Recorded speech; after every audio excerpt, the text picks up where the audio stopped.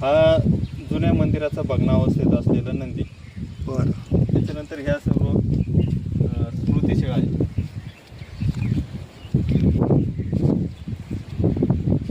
हा जुन्या मंदिराचा खांब आहे.